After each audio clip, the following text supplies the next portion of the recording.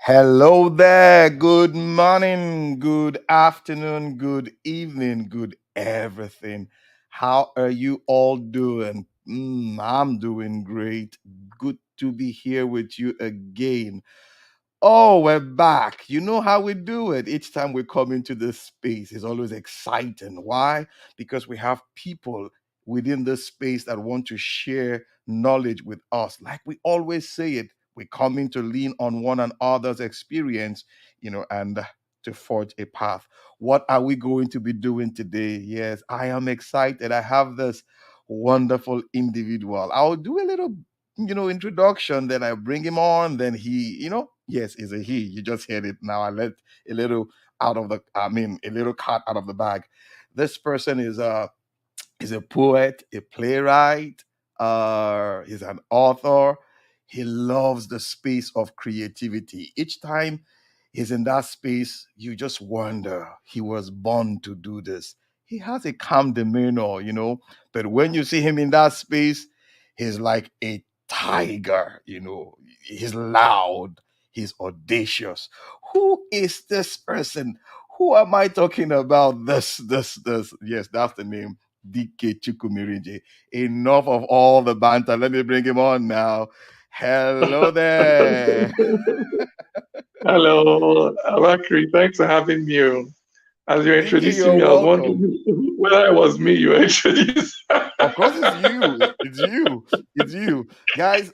Let me give you a little bit of how I met him and what he has been to me.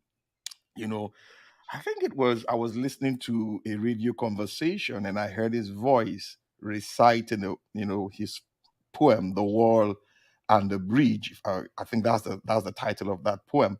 And I was like, that voice sounds familiar. That voice sounds familiar. And at the end, he just introduced himself. My name is Dike Chukum. I said, no wonder. And I must tell you, on this journey, yes, the journey of words for me, DK has been so, so, so inspirational. His support and everything. He did the forward to my first book, and I appreciate him on all levels. Enough. Who is this DK Chukwumerije? Let's hear him now. Thank you, Abakri. I appreciate You're it. welcome. My name is Dike Chukwumerije. I'm a poet. I'm a writer. That's how I like to put it. I'm a writer because I write everything. I Yeah. write poetry. I write plays. Sorry, I write novels. I write nonfiction, creative non. I write everything. I've always written all my life.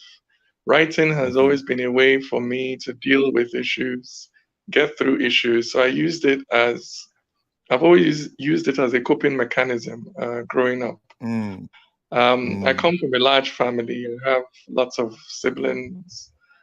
But my father was a writer. My elder brother, the eldest in our family, is a writer mhm. and a musician. My sister is an artist. So I was surrounded by writers and creatives growing up. And I think Yeah. I just absorbed it from my environment, like most children do. You know how they tell us that Yeah. children don't necessarily become what you say to them; they become what they see you do all What the they time. see you. So I was Exactly. surrounded, yeah. So I was surrounded by books. I was surrounded by people who were always talking about books, always reading, always writing, And so I cannot consciously remember a time when I said, "Oh, I'm going to become a poet," or "I'm going to become a writer." I just Hmm. grew up, writing and expressing myself, understanding that Awesome. creativity and expressing oneself creatively was just Yeah. normal. I felt it was just normal. I didn't know Yeah. that there were other people who didn't grow up like that. Amazing. That statement, coping mechanism. You're about the second or third person, I'm hearing that from when I asked that question about writing or within the creative space. It's like that's how I cope. That's how I go. I get by. That's how I live and all that. And to me, that's really amazing. You just get your thoughts out there, construct those thoughts and what have you. Beautiful. Now, there's Yeah. something you started. I think it's about, correct me if I'm wrong, it's about 5 years old plus. Am I correct? The Made in Nigeria project. It's 6 years now. All right, 6 years now. 6 years, There's yeah. there's this thing I know. I remember that was in Transcorp here in Abuja. Attending twice now. I think one in Transcorp, one in there's this other place in Wuse. I mean Maitama or so. American. Attended. Yes, you know, and guys, I must tell you, looking at DK on the stage, the Made in Nigeria project. I mean, Made in Nigeria project. I'll allow him talk about it, but let me tell you my experience sitting, watching DK, on stage talk about Nigeria. I think that was like 100 years, the space from 1914 and all that. I mean, it's like somebody taking you through a journey of your own heritage, as it were. I was blown away. But I'll allow DK talk about this Made in Nigeria. How did it all begin? Let us have a scoop of Made in Nigeria. The Made in Nigeria poetry show is a spoken word theater production. That means that it's poetry integrated with theater, with Hmm. dance, with drama, with music, Yeah. to create a comprehensive show around poetry. And it had several inspirations. One, as a poet, beginning to perform in public, I found that there were no platforms dedicated to poetry, so that you would always be invited as a poet to perform in a musical concert Hmm. or as an interlude in another event, but you didn't have sort of standalone poetry shows, Mm. So I wanted to create something that could allow poetry to showcase its own capacity to hold and entertain an audience for an extended period of time. Yeah. And then secondly, I'm a Pan-Africanist. I've always believed I believe in the importance of creating strong, multi-ethnic, multicultural African states to challenge on the global level. And Yeah. that's one of the main inspirations for my belief in one Nigeria and what Nigeria can and should be. But I've always believed that it's important to communicate Nigeria in an emotive way. Hmm. That every time we talk about Nigeria, we talk about the country in this very dry, analytical, developmental way, like a project that we need to execute. A Yeah. problem we need to solve.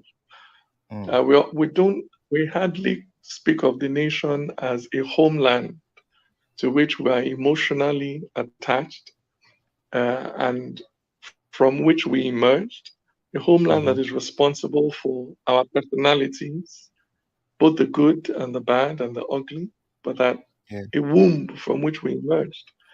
And so I've always wanted to do something that communicates Nigeria in that way. So that when people listen to it, they have a heart response rather than a Mm. head response to the concept of the nation. So those were the two main inspirations for creating that show. One, to create a standalone poetry show that can hold an audience for an extended period of time, and Yeah. two, to communicate the concept of the Nigerian nation in a way that was emotional, that people could have an emotional response. Wonderful. Now, I know you've been going around the country. I think you've been to 19 states now. Correct me if I'm wrong. I've been to 17. We're getting there. 17. Okay. Okay, we're getting there. Yeah. So tell me, I mean, the feedback.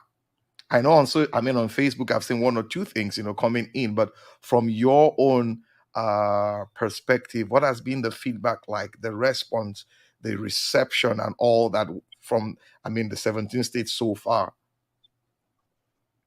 It's been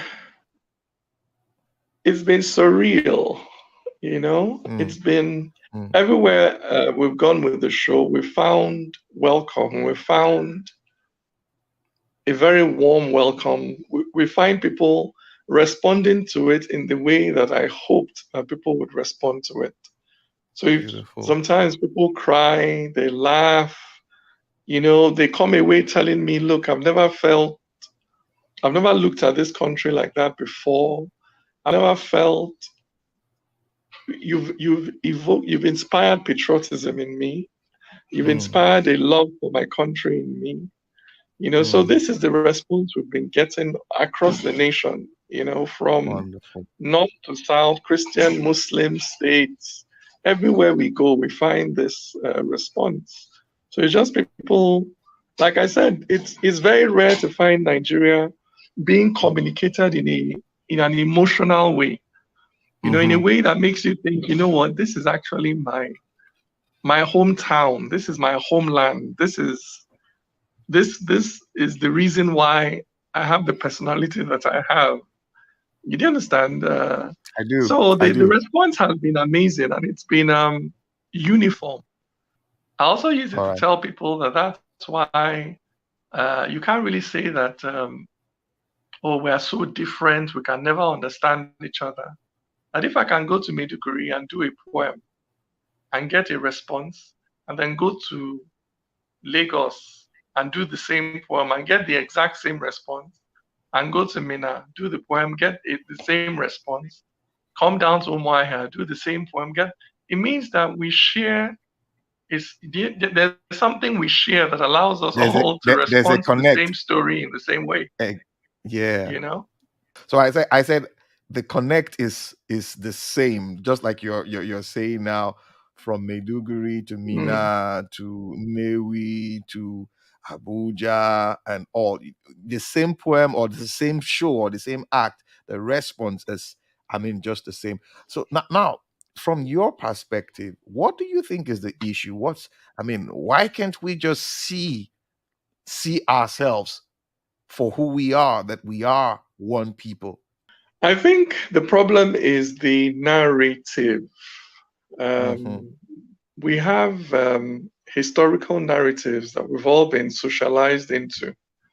Okay. We've been brought up with stories, and certain stories have been passed down from generation to generation. And Yeah. we've never really consciously challenged those stories because, you know, uh, so we need to challenge those narratives, those historical. It's a mind thing. I always Hmm. tell people that in reality, when you observe and you look at how people are interacting, you find that there is a lot of convergence. The Yeah. gap between an Hausa person and an Igbo person in reality today is not as wide as it used to be 60 years ago Hmm. because people are more mixed, people are moving around more, they come from one place, but they grow up somewhere else. They go to school with Exactly. people from other ethnicities and religion and things like that. Yeah. But that reality has not yet politics. We talk politics with a language that was developed in the 60s and the 50s. So the Yes. language of our political communication is stuck in the past. And those Mm. narratives still have a very strong hold on our mentality. Yeah. So that's the problem. And that's why being able to insert new narratives into the mainstream, into popular culture, is Hmm. so important. Because it's a mind thing. The stronghold is in the mind. It's as simple as that. Yeah. So you have The to you have to stronghold you is in have the to break mind. into that. You know. Yeah. And I mean, considering from what you just said now, we're coming from, the narrative is stuck in the past, and we're coming from like 40, 50 years, I mean, narrative. Now going forward, how do we break free from it? How do we really break free from it and see that, listen, we're one people, and it is only coming together, working together, can we indeed overcome these challenges? How do we break free? We need to have the courage to carry forward new narratives Yeah. as individuals. So there's a saying, you have to be the change you want to see. You have to Mm-hmm. be the change you want to see. So in your own personal life, you have to commit not to succumb to the old ways of thinking, Yeah. because it's almost like a temptation. If a person from the southwest, for instance, is your boss in the Yeah. office, Mm-hmm. and that person victimizes you, as a Nigerian who has grown up with certain narratives, it's very easy to say Yoruba people are like this. You True. know, it's what this Yoruba person is doing to me. But You that's bring it you into the palace succumbing of to, generalism yes, now. you generalize it to the entire ethnic group because that's what we're used to. Yeah. That's what we've been conditioned. That's how we've been conditioned to react. So you need to make a personal commitment to not be like that. To be able to Mm-hmm. say, no, no, no, this person victimized me, not the entire ethnic group. You need to make Mm-hmm. that commitment that if two people, you are the boss, two of your Mm-hmm. subordinates are, in the mix for promotion. One of Mm. them is from your ethnic group, the other is not. The one that is not is way better than the one that is from your ethnic group. You need to Mm-hmm. be able to say, you know what, because we've been conditioned to see everything in ethnic terms and to say, okay, there is a battle for supremacy between ethnic groups. So every time you have an opportunity, Yeah. you have to push somebody from your ethnic group forward. But you need to be able to Yeah. say to yourself that we can't keep behaving like this to the detriment of merit and quality. We can't Yeah. keep making these suboptimal micro decisions in our own lives, and somehow we're expecting miracles in the macro society. Where is the miracle going to come from? Somebody has to True. begin to do the right thing in their own life. And now, when you begin to do that, people will mock you. They'll tell you that, look, you are the only one behaving like this. Everybody else is behaving in the wrong way. So, what you're doing is futile. But this Mm. is where faith comes in, where they say that, Mm. one with God is a majority. We have all these things, all True. these spiritual principles that we apply in other areas of our lives. When it But comes we to don't want it interacting in with our that nation, space. we throw it away. We throw it away. But it's still the same thing. That you have to have the courage of your conviction that if you Yeah. see your fellow Nigerians as human beings first, in your own life, you have to begin to act that out. Mm-hmm. Now, when we do that, we then begin to, when you stand up, then other people who have your conviction but may not have your courage, when Mm. they see you walking the path, it gives them courage to then step out and To begin to also. walk the path. So Yeah. somebody has to be the first to, as they say, bail the cat. Somebody has to take the first step. When you take that Yeah. step, then you begin to inspire and encourage other people to come along with you. And after a Exactly. while, we find that we've developed a critical mass. It's at that Mm. point that we then begin to register on the larger society. But in Yeah. terms of starting, it begins with you. The change always starts with you. With So you. me, I am a I am a blended Nigerian. I'm Igbo from Abia, but I was born in Lagos. I was raised in Mm-hmm. Lagos. I did my university in Abuja. I live in Abuja now. So there is no Mm-hmm. way my perspective can be the same as an Igbo person that was born in Aba, grew up in Aba, did all his schooling in. We cannot have the same perception of other Nigerians. So if the person in True. Aba is talking in a certain way as an Igbo person, me that is an Igbo person with a different social trajectory, I should be Yeah. able to be true to my own truth, where I am coming from, and say that, Mm-hmm. and not just say, oh, because that person is Igbo, I'll just key and align with everything that they say. No, I should be able to be true to my own truth and say, look, I grew up with Yoruba people. Yorubas, I grew up with Hausas, I grew up with people from other tribes, and I Yeah. know better than perhaps somebody else who didn't have the benefits of my upbringing, that beneath it Mm. all, we are the same. And so, even though the atmosphere, the dominant thinking in the Yeah. mainstream does not agree with me, I have to have the courage of Mm. my conviction. I begin to fly that flag, which is what I'm doing, just flying a flag. And slowly, people conviction, Yeah.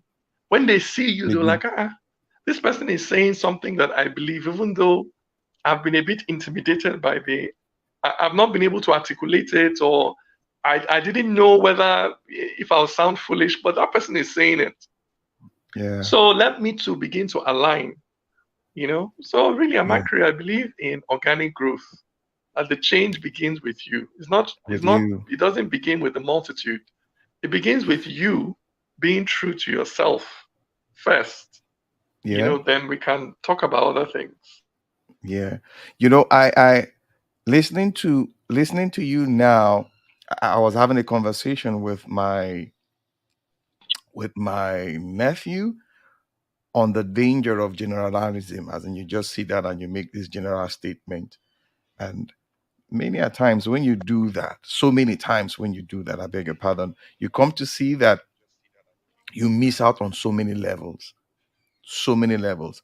When, let's say, you sound biased, women are like this, men, all men are like this. So it means you've already created this invisible barrier that you want to relate with the next person, but you now have that mindset, oh, the people from this tribe, they behave this way. Hmm. Excuse me, you had an experience with an individual.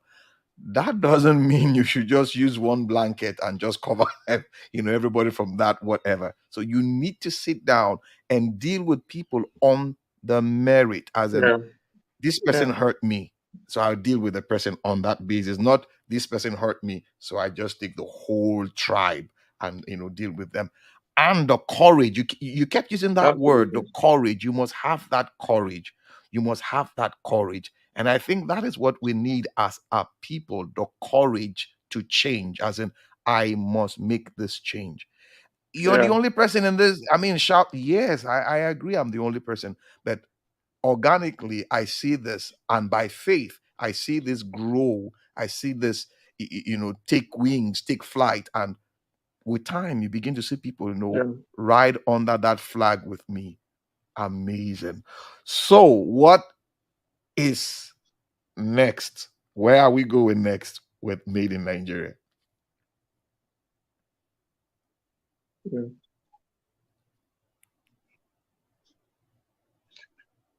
We're going to Port Harcourt next, The oil, and the then oil city. from Port Harcourt, yeah, the oil city, the garden city, The garden city. the garden Yeah. city that became the oil city, and maybe one Yeah. day to become both the oil and garden city, because we need the I'm gardens telling back you, in there. together. You That's home for me, that's home. I know. So we're going to Port Harcourt, and then we'll go to Gombe in the Whoa. northeast, Mm. and then hopefully we plan to then come to Delta Whoa. before we close out the tour for the year. Whoa. So hopefully we'll get that done by God's grace. It's always by God's grace. We always Amen. go out by faith. Yeah. It's never. We're constantly in a state of prayer. Yeah. Because these things are also spiritual. They are. It's not just. It's not by might, really. It's not by how eloquent you are or whatever. Mm-hmm. You Mm-hmm. honestly, to give life to a nation, there has to be grace. You know, I believe that the hand of God has to be on that project, True. and so you always have to be sensitive to that and ensuring that you're not being led by your ego. You're not being led by your ego. That you are Yeah. allowing sort of the Spirit of God to lead you. to lead And so you. we always go out by faith, Aw- always, Awesome. so that's the program for the rest of the year. Beautiful. Now, before I let you go, I'm going to ask you two questions. The first one is this: how do you sponsor this? How do you fund it? Well, for the majority of the trips we've taken so far, it's self-sponsored. You For don't the say. majority of the trips we've taken over the years, it's self-sponsored. So obviously, the money I make money as a spoken word artist. I give Okay. talks, Mm-hmm. so the revenue I generate from that side of the business goes Okay. into these social campaigns. So I cross subsidize, if you like. I started out by paying out of my pocket, but then as I started making income as an Mm-hmm. artist, I use that income to fund these social campaigns because they mean a lot to me. So I use my earnings as an artist to fund it now. Wonderful. But I also apply for grants. Over the Okay. years, it's been difficult to get grants and support from organizations, but from time to time, an application may be successful and we'll get funding.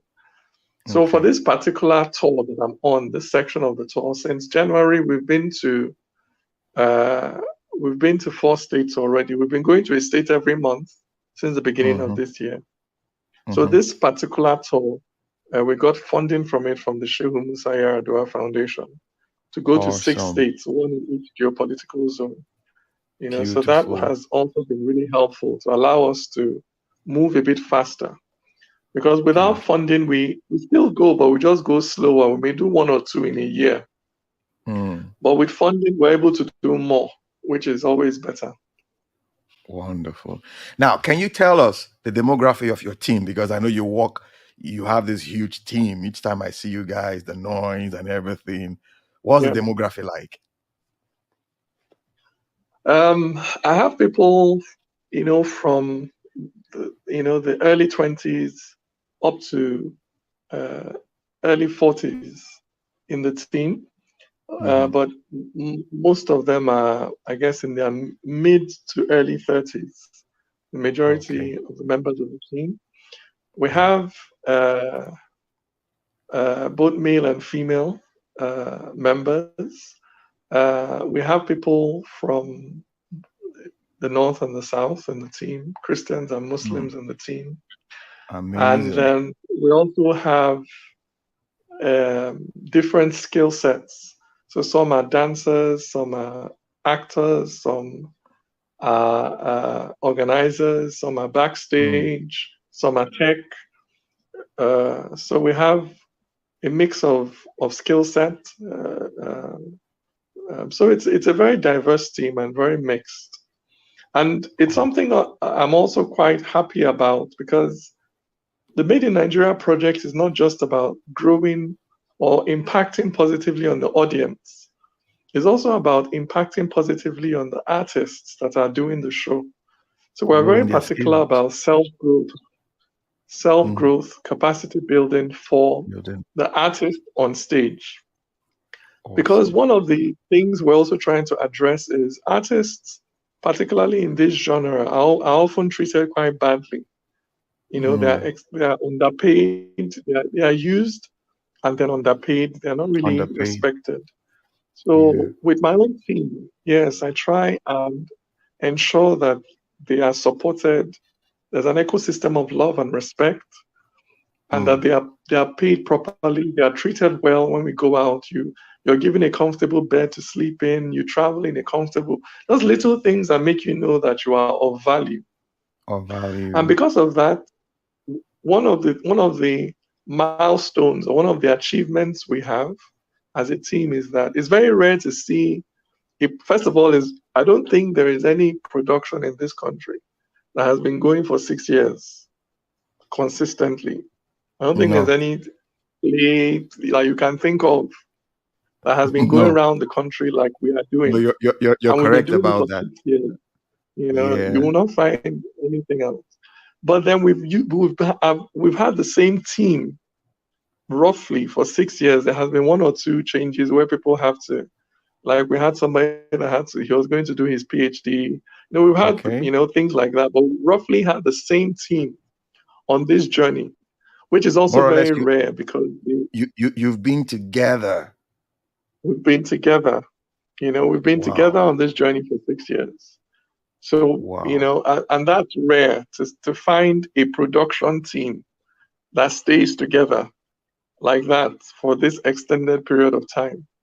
So these are You're some right. of the other quiet things that actually give me a deep sense of satisfaction and joy Mm, beyond what's happening with the audience, yeah. But what's happening with us is also important, that we are growing and we are learning new ways of doing this thing in a way that is respectful of Mm, everybody and accommodative of everybody's desire, because the dancer also has his or her own dreams and vision for herself true.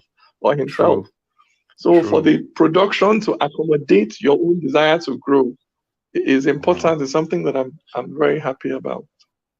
If I hear you, the Made in Nigerian show has created a platform for other artists to come on and hone and grow their Yeah, skills. So it's not just yeah, about Dike Chukwumerije now.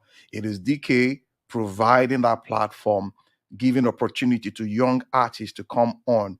They fall, they stand, they grow. Beautiful, amazing. absolutely, I know I said two absolutely. two questions, but I need to ask you this one. Permit me. How is your family Yeah, taking all of this? Your family, I mean your nuclear family, your wife, your children. yeah, How are they taking yeah. all of this? I carried them along. In fact, I have 4 kids. The first two are approaching their teenage years now. So I've been Mm, telling them that soon you guys will have to start coming out with me, coming. you know, and just Beautiful. come out for rehearsals, maybe come out for one or Mm, two travel. So I carry hmm. them along. I'll tell them, look, I'm going to travel to so place this weekend and all that. Wow. Family is very important to me, being present in the home is important to me. Being there for Beautiful. my children. So it's not something I take lightly. And for that reason, I try as much as I try and keep traveling to a minimum. This Okay. year has been quite grueling. At least one weekend a month I travel. But then I do my best that the other weekends I'm home. So if I'm Okay. not traveling for a show, I'm home, you know. Beautiful. To And make up. because of that, I've also turned down a lot of other invitations to come do something in other states. Because I'm I can already traveling imagine. so much, I've turned down so many because I want to be present. So I carry them along and they're very supportive. I let them know when I'm traveling and I'm constantly in touch, calling Mm, back home, finding out what's happening, telling them what's happening on my end and all that. So beautiful. it, I it's hear it's you. it's yeah, I hear you say, for me to conquer the world, I need to conquer my home first. So yeah, you don't just absolutely. downplay it. Guys, we've been talking with DK Chukwumerije. I told you, he has this quiet disposition, but when you see him in action, even James Bond cannot do what he's doing. You understand what I mean by that? DK, thank you so much for taking out this time, to sit with us here at the Word Cafe. But before I let you go, you just have to. I don't know how you're going to do it, but you need to do it. Even if it's half a line or one piece, give us something. Give us something. Inspire us this.